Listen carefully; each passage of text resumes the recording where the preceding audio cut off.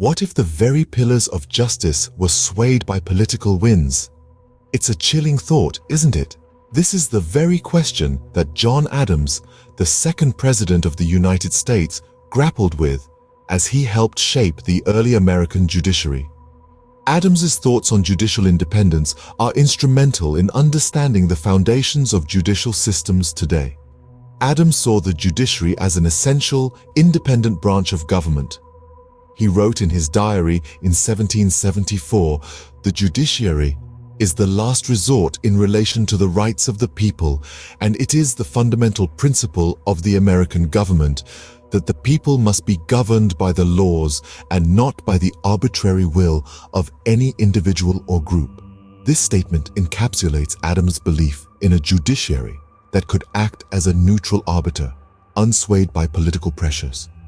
Now imagine a judge whose decisions are influenced by the prospect of re-election or political pressure. This was a scenario Adams wished to avoid. He believed in lifetime appointments for federal judges. In a letter to his wife, Abigail, on February 14, 1776, he stated, "The judiciary should be independent of all but the Constitution."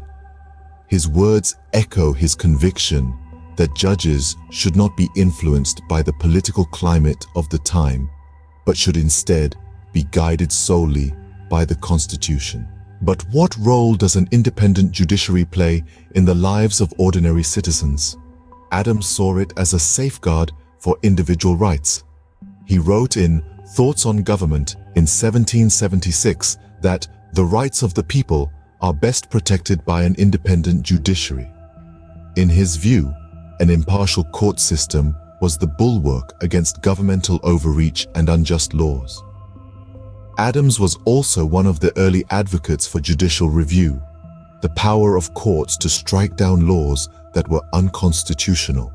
While this concept was not firmly established until the landmark Marbury versus Madison case in 1803, Adams had expressed his support for it.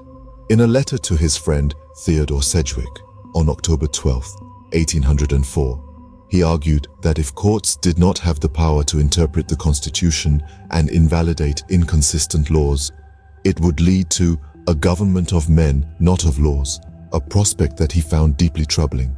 So, there you have it. John Adams's thoughts on judicial independence, a belief in the judiciary as an essential independent branch of government, lifetime appointments for federal judges, the judiciary as a protector of individual rights, and the importance of judicial review.